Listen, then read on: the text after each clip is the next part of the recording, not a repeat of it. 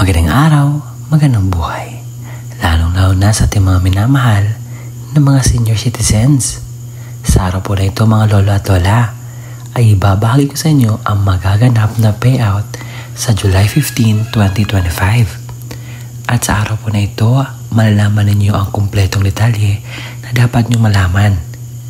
Kasama na po sa inyong malalaman ang lugar kung saan may magaganap na payout po sa social pension for indigent pensioners. Pangalawa, malaman mo ang oras kung anong oras po kayo pupunta sa payout venue para po sa inyong gaganaping payout. At malaman mo din ang mga kumpletong detalye ng requirements at dagdag paalala na dapat niyong mapakinggan. Dito lamang po yan sa aking vlog. Attention sa ating mga senior citizens. Social Pension July 15, 2025 payout schedule. Alamin natin ang buong detalye sa balitang ito. Inaanyahan kita na tapusin mo ang video na ito hanggang sa dulo nang sa gayon makuha mo ang punto ng video kong ito. At kung gusto mo ang ganitong content na pinag-uusapan kung ano man yung balita patungkol sa ating mga senior citizens updates, payouts at iba pa, ay isubscribe mo na ang aking YouTube channel. At kung gusto mo na manatiling updated sa mga videos na ina-upload ko pa dito sa aking YouTube channel. And by the way, araw-araw po ako nagbibigay ng updates sa ating mga senior citizens. Nang sa ngayon ay mayroon talagang updates kung ano yung ganap sa araw-araw po na pangyayari sa patungkol sa ating mga senior citizens. Kaya naman, i-bell notification mo na para naman wala tayong problema kung mag-upload ako kasi ma-update ka. At ngayon, atin ng pag-usapan ng masinsina nang sa gayon malaman mo ang content natin ngayon. Ang una po sa ating listahan na may magaganap na social pension payout sa July 15, 2025 ay ang lungsod ng Pasig sa Barangay San Jose. Ito po yung kumpletong detalye. Sabi dito, alas 8 ng umaga magsimula po ang inyong payout at pupunta po kayo sa Barangay Covered Court, Barangay San Jose dahil doon po magaganap ang inyong pong payout. Sa probinsya ng Negros Oriental sa munisipalidad ng Zamboanguita, meron pong magaganap na payout sa July 15, 2025 mula 1:00 ng hapon hanggang 5:00 sa hapon sa Calango Covered Court. Magaganap po ang inyong pong payout. Ngayon naman ay dadako tayo sa sangguniang barangay ng Tejeros dahil sa July 15, 2025 ay meron po magaganap na payout sa lugar na ito at ito po ang kumpletong detalye na dapat nating malalaman. Sa alas 3 ng hapon hanggang alas 5 ng hapon po ang inyong payout sa Walter Mart Activity Center, 5th floor, Walter Mart Mall. Ngayon naman ay dadako tayo sa lugar ng Parañaque sa barangay Moonwalk. Dahil sa July 15, 2025, ito po yung kumpletong detalye. Alas 8 hanggang alas 3 ng hapon po ang inyong payout at pumunta po kayo sa ROMVI Covered Court dahil doon po magaganap ang inyong payout sa July 15, 2025. Ngayon naman ay dadako tayo sa City Government of Naga. Dahil sa July 15, 2025, ito po yung mga detalye na dapat nating malalaman. Sa AM or morning, meron pong Team 3. Sa Team 1, alas 8:30 hanggang alas 10:30 sa Barangay Del Rosario, ang payout venue ay magaganap sa Del Rosario Covered Court. Sa alas 10:40 hanggang alas 12 na tanghali sa Con Grande Barangay Hall po magaganapan yung payout. Sa Team 2 naman, alas 9 hanggang alas 10:30 sa San Felipe at sa San Felipe Covered Court magaganap po ang inyong payout. Sa Team 3, alas 8:30 hanggang alas 10:30 ng umaga sa Barangay Carolina at pupunta po kayo sa Carolina Covered Court. Alas 10:40 hanggang alas 12 na tanghali sa Barangay Panicuazon Covered Court magaganap. Sa morning po, mayroong 721 na pensioners. Sa hapon naman, sa Team 1, alauna hanggang alas 4 ng hapon ang Barangay Sabang sa Metroville Covered Court. Sa Team 2, alauna hanggang alas 3 ng hapon sa Triangulo Covered Court magganap ang payout. Sa alas 3:30 hanggang alas 5 ng hapon ang Barangay Tabuco sa Tabuco Barangay Hall magaganap. Sa Team 3, alauna hanggang alas 3 ng hapon ang Barangay Pacol sa Pacol Covered Court magaganap. Sa alas 10:30 hanggang alas 5 ng hapon, ang barangay San Isidro. Sa San Isidro Covered Court magaganap po na may 712 na pensioners ang PM. Sa probinsya ng Zamboanga, Sibugay, sa munisipalidad ng Kabasalan, sa July 15, 2025, ito po yung mga barangay na magpe-payout. Sa morning, alas 8 hanggang alas 12 ng tanghali, ang barangay Sholan, barangay Liampak, barangay Tampilisan, barangay Bangker, barangay Sanggahanan, barangay Concepcion. Sa hapon naman, sa alaunang alas 5 ng hapon, ang barangay Peñaranda, barangay Timuay Danda, barangay Laknapan, barangay Buhayan at barangay Sayaw. Sa July 15, 2025 ay mayroon pong mag-payout sa alas 9 hanggang alas 10:30 sa barangay Inugug, barangay Bango Inged, barangay Damalasak, barangay Layog. Sa alas 11 hanggang alas 1:30 ng hapon sa barangay Lindanangan, barangay Kilangan, barangay Kalbugan, barangay Kudal at barangay Poblasyon. Sa barangay Nataban sa San Carlos City, Negros Occidental, meron pong magaganap na payout sa July 15, 2025 at ito po yung mga detalye na dapat po nating malaman sa payout na ito. Alas 9 po magaganap po ang inyong payout sa covered court ng barangay Nataban. Sa July 15 din may magaganap na payout sa Lanao del Sur at ito po ang kumpletong detalye na dapat po nating malaman patungkol po sa magaganap po na payout sa kanilang lugar. Sa July 15, sa oras na alas 9, ang Teller 1 na si Maristao Baay Labay, Teller 2 Maranat Pontales, Teller 3 Tamburo Cormatan, Teller 4 Bagua Ingod, Teller 5 Lumigil Sugod at Level 6 si Tumbaliling. So kailangan niya pong sumunod at sa alaun ng hapon si Zamboanga, Tawa, Dalut, Langko, Di Pamatoy, Kidludungan at Kilalangan. Para po sa lahat po ng mga senior citizens sa barangay Cambaro na pensioners, social pension for the pensioners, wala pa daw clear na petsa at tentative po yung July 15 at 16. Mag-antay lang po tayo sa susunod po na anunsyo. Ngayon naman ay pupunta tayo sa Visayas, sa Cebu, Toledo City. Sa July 15, 2025 ay meron po magaganap na payout sa lugar na ito. Ngayon naman ay pupunta tayo sa munisipalidad ng Covered Court, Bacolod, Milagros at sa Masbate dahil meron po ipapabahagi sa inyo na dapat ninyong malaman sa magaganap po na payout sa July 15, 2025. At ito na po yun ang kasunod na dapat nating basahin ng mga barangay. Barangay Calasuche, Barangay Poblacion East, Poblacion West, Barangay Bacolod at Barangay Ginlutangan. Ang kasunod po ay sa Barangay Poblacion 8, Cotabato City mula alas 10 sa umaga hanggang 1:30 ng hapon sa kanilang barangay hall. May mga barangay dito na mag-payout sa July 15, 2025 sa morning at saka sa afternoon. Sa Barangay Ambulong na may 141 pensioners, Barangay Hawasan na may 111 pensioners, Barangay Dulangan na may 127 pensioners, sa alas 8 hanggang 12 ng umaga sa Magdiwang Multipurpose Hall. Sa hapon naman sa Barangay Silom, Barangay Tampayan at Barangay Poblasyon. Sa Silom na may 71, 292 sa kasunod na lugar, 251 sa Barangay Poblasyon. Mula 1 ng hapon hanggang 5 ng hapon sa Magdiwang Multipurpose Hall po magaganap ang payout. May mga barangay po na mag-payout at aking babasahin sa July 15, 2025. Ito yung mga barangay na mag-payout.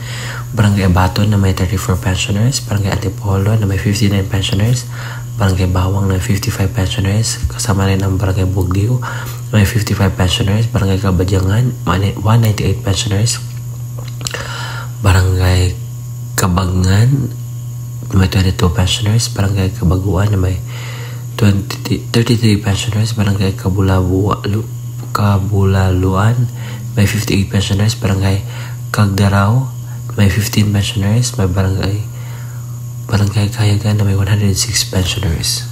Sa Habon naman, sa Barangay Aguadahan na may 39 pensioners, Barangay Arungaga may 28 pensioners, Barangay Baybay na may 79 pensioners, Barangay Binatika na may 42 pensioners, Barangay Bubulusan na may 85 pensioners, Barangay Burabod na may 74 pensioners, Barangay Kaagasan na may 50 pensioners, Barangay Kalantian 43 pensioners, Barangay Kalamutan na may 81 pensioners. At yun po ang mga lugar dito. Pagpatuloy tayo sa pagbibigay ng impormasyon. Sa Barangay Bagwawan, sa Barangay Hall magaganap na may 288 pensioners. Ang oras mo lahat ay alas 10 hanggang alas 1:30 ng hapon. Sa Bagwa 2 and 2 sa Barangay Hall, sa Bagwa 3 sa Barangay Covered Court, Bagwa Mother sa City Hall Gym, sa Barangay Kalanganan 1 na may 104 pensioners, sa Barangay Sec Residence, Barangay Kalanganan 2 na may 339 pensioners sa Kalanganan Gym, sa Kalanganan Mother sa City Hall Gym, sa Poblasyon 3 at saka 5 sa Barangay Hall, sa Poblasyon 6 sa Barangay Hall, sa Poblasyon 8 sa Barangay Hall po magaganap. Sa Dahas o Barangay Hall may magaganap po na payout mula alas 7 na umaga hanggang alas 4 po ng hapon. Pupunta tayo sa NCRs dahil may magaganap po na social pension program sa July 15, 2025 at ito po ang kumpletong mga detalye sa mga barangay na mag-payout sa NCR. Sa San Jose Covered Court, Barangay San Jose po ang payout. Sa Barangay Bagong Katipunan, Barangay Kapasigan, San Jose, sa Santa Rosa, Sumilang at Bambang, sa Bagong Katipunan hanggang Sumilang alas 9 hanggang alas 12 ng tanghali, habang sa Bambang alas 12 hanggang alas 3 po ng hapon. At yun po ang kumpletong detalye. Inyong nalaman ang mga lugar kung saan may magaganap na pension release sa social pension for indigent pensioners, ang oras at dagdag pa po ang payout venue. Sa mga nagtatanong, sir, bakit hindi pa po namin makita ang aming barangay sa inyong post? Ano yung pwede namin gagawin dahil maraming nagtatanong dyan sa comment? Ang pwede nyo pong gawin ay pumunta kayo sa pinakamalapit na barangay sa inyo at tanongin ang status ng social pension. Nang sa gayon, malaman mo ang updates patungkol dito. At sa punto ito ay gusto ko paalam na ginagawa ko po ang lahat para po sa inyo at para meron kayong idea kung ano nangyari at updates. Kaya naman, ibibigay ko na ang mga requirements na dapat mong malaman at dalhin sa panahon ng payout.